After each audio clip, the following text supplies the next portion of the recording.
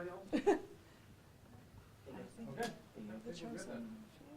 Okay, wonderful. Well, good morning. Thank you all for being here. I have an update about the work to remedy the programming error, and then I have a couple announcements from this office. So, to update about the programming error, we have sent letters to all 1,095 taxpayers that were impacted in the second and final group of those affected by that programming error.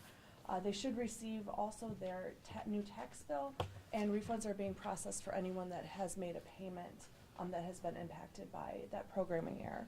So as we've discussed earlier, anyone that was impacted by this programming error, their values have been corrected. They are live on Aries at the moment.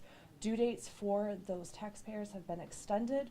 No penalties will be accrued on any of those taxpayers, and they will receive an updated tax bill, and anyone that's made a payment will be refunded.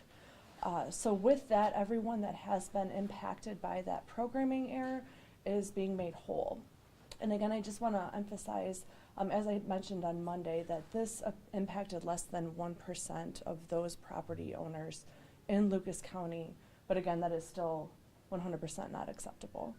And with that, we found this problem, we are fixing this problem, and in that spirit, I want to also make an announcement that we are in the process of engaging an independent third-party review, an expert to help ensure that we are providing the best-in-class valuations for the people of Lucas County. We are in discussion with John G. Clemenshaw to provide an independent, comprehensive, third-party review of the valuation process in Lucas County. Mr. Clemenshaw is a proven leader in property valuation. He has countless experience working with Ohio counties. He has a stellar reputation in mass appraisal as well. His report will be made public, and he will be available to answer questions through this process. And once we have a finalized contract or agreement, we will make that public, and we will update you. And I do expect him to start work soon. We understand the urgency of this. And we will, I want to emphasize, we will follow his report to wherever the results and facts lead us. Finally, I am also proud to announce that we have upcoming in-person community events. We had mentioned we would be doing this in February and March, and we now have secured some dates and locations for these in-person events, which the main point is to help answer any questions for property owners, but then also to make sure that we can help property owners file a complaint with the Board of Revision if they still have concerns about their valuation. So you can see on the map that we are going to be everywhere in Lucas County. We look forward to that. But for those that don't want to wait for the in-person community events, they have the ability to file with the Board of Revision now in the comfort of their own home online. So if they go to our Board of Revision website or the auditor's website, they have the ability to file right now. But if they want to speak with me and my staff, have any questions or concerns still about property values, please join us at these in-person events. We want to be accessible to you and to be able to answer any questions and help you through this process, which we understand has been frustrating for so many. And then finally, I received a question about those that do file with the Board of Revision, and if their value was changed and they are due either a credit or a refund, how are we handling that? And working with the Treasurer's Office, we are committed to allow taxpayers to choose that option. So if they go through the Board of Revision, they receive and their value changes, which results in either a credit or a refund, that taxpayer will have the option to either receive the credit or the refund. We understand that some people maybe will need the funds or cash sooner, and so we want to make that option available. And with that, I can answer any questions. How do we know for sure that all of the affected properties have now been identified? Correct. So we have gone through an extensive process. I am confident that we have found the programming error. Again, I do want to highlight that we are engaging with a third-party expert to confirm that knowledge, though. But again, I am confident that we have found all the programming errors that existed, the one programming error, and we have fixed that.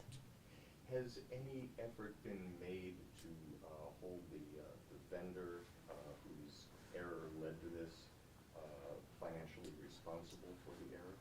So right now, I am in consult with legal counsel to explore any and all avenues. The third-party review, so will that be looking at the glitch? Will that be looking at all property values? Tell us about the scope. Sure, so we are still developing that scope as we speak, and I'll look forward to giving that more detail of what that is as it gets developed. But of course, my intention is to, of course, look at what happened in 2024, look specifically at the glitch that happened, and then, of course, what is the best practices for property valuations in Lucas County. And I ask because, and I've asked you this a couple times now, that the residents have been asking for you to start over again and to do it. Correct. Will this person essentially be starting over again, or just a second set of eyes? It's a second set of eyes, and again, as I've already committed, I will go to wherever the facts lead us. So if his report has certain recommendations, I will go to that conclusion. So as far as a property revaluation, that's not what this is. That's usually a 2-year process that's really involved. This is an independent third-party review by an expert to see what we did in 2024, and then to, of course, recommend what we can do moving forward. At least that's my intention with the scope of this So review. it doesn't sound like this third party will be going property by property. He or she will be looking at your process? The Is that right? process. So there's over 201,000 properties in Lucas County, and right now we're trying to assess, of course, what the valuation process we have right now. A mass appraisal is very different than a fee appraisal, where you would go individually house by house, spend 3 hours plus on each house. When you're updating an entire county, you could imagine the amount of time that would take, and it would take multiple years versus something that we have to get to the state and mandated by the state every 3 to 6 years. Okay. I had a resident reach out with this very specific question. The issue with the grades and the glitch that you found, one thing residents are not seeing is, even if they're not in the glitch, they can't find their old grade. Is there any way where they can check their old grade and how the grades have progressed? Maybe not just 1 year, but by all the different tries that they've had it? Yeah, absolutely. We can, if they contact our office, we will, of course, be able to provide that information to them specifically. Is it on Aries anywhere, the old grades? I will investigate that to see if there's a way we can make sure that that's shown on Aries, but in the meantime, if they want immediate answers, please contact our office.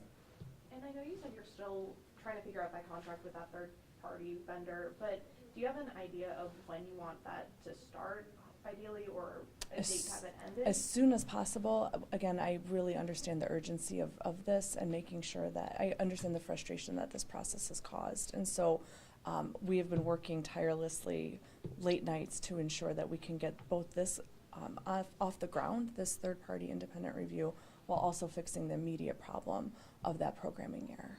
And then what about the cost for that? How are you guys funding that, or? Sure. Because you probably didn't Anticipate this. Right. I think the need for this, is so vital that we have to make sure that we have the funds available for it, and we will. How much will it cost? Again, we're in the process of creating the scope and contract, and once we have those details, we will share those with you. And then what is the, as I'm looking at the map there, what is the time frame when you can go through the reval period? Oh, great question. So right now, all property values have been finalized by the state. So right now, we're in the Board of Revision. Revision, I'm sorry, revision. Process. Right. And so, I'm glad you asked that, Sean, because right now it's currently open until March 31st. And so we want to make sure that we're having all of these in-person events before that March 31st deadline, so people can file with the Board of Revision on time. Unfortunately, the state mandates that it has to be, everyone has to file their Board of Revision complaint by March 31st. There's no extensions or anything like that, and I have no authority over the state law. And then because I'm looking, so the Glass City one, which is the city of Toledo itself, that's a pretty tight turnaround then for people, right? Correct. So we want to make sure that we have a big venue, that we can have that last weekend available to all residents that maybe didn't make it to one of the earlier venues, but then also that we have a conveniently located last stop to come and file their complaint with the Board of Revision. So the March 29th one, is that a Board of Revision meeting? Like, could Joe and Sally Public come in and get a Board of Revision hearing on the 29th? No, right now, what we are doing is we are making me and my staff available to answer any questions and to file that complaint. There's a process that goes through this Board of Revision, and with that, we have to go through that legal process where there's a complaint filed, there's notification letters that are sent out, that there's enough time to submit evidence, there's enough time for hearing officers to review that evidence before the citizen or the property owner has their actual hearing. So if you show up on March 29th and then you decide you want a hearing, Correct. will there be time? Absolutely. So the deadline to file is March 31st, but the schedule will continue until we're done. So those hearings will continue throughout spring, summer, fall if we have to. We will make sure that anyone that files by that March 31st deadline will have their hearing. And so that continues throughout the year. It's just people have to file by that March 31st. Okay, I wasn't clear on that. So you can show up on March 29th and then get get an appointment on the books for by the 31st to then go forward. You will file by the 31st, File and by then 31st, and then yeah. we will send out our required notification letter. And my office goes the extra mile where we do call anyone that schedules a hearing to ensure that they have what they need before the hearing, that they've submitted all their evidence that can help their case, and just to make sure that they know the process. We really want to be as accommodating as possible. We know it's a frustrating process, and it's not every day that you're going to go through this. And so, again, that's why we really wanted to have these outreach meetings to make sure people knew what they were going through. But then once they file, we will be in touch as to when the hearing will happen and anything they might need to prepare for that hearing.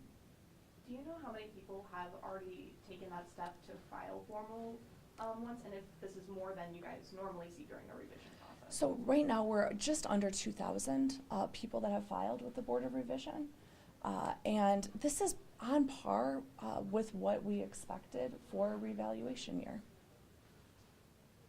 And I mean, I think a big question that's coming up is,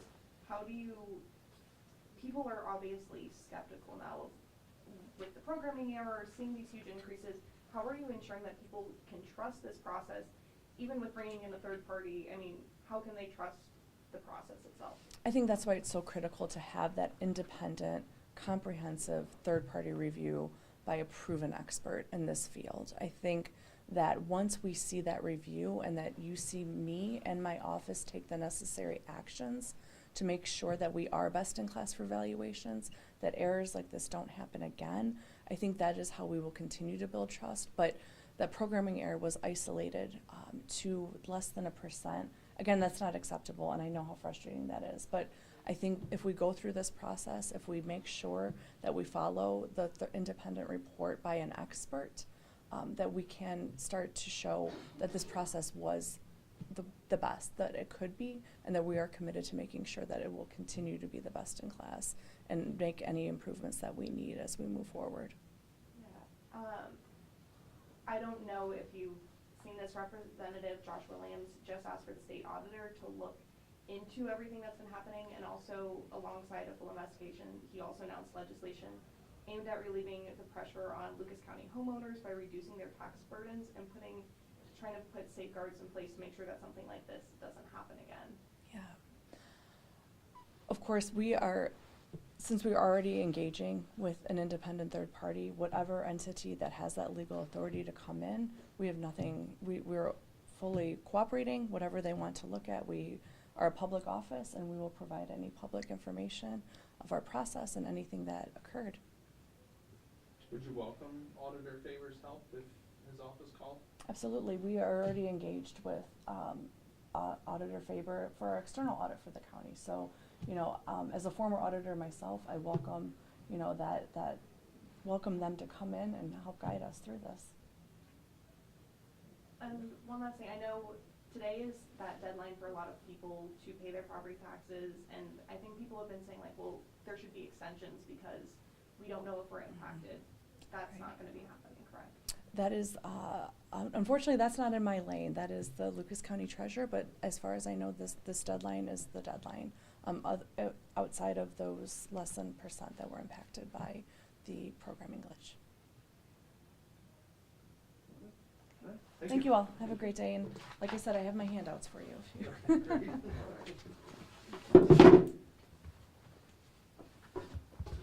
First one is February 11th. Correct.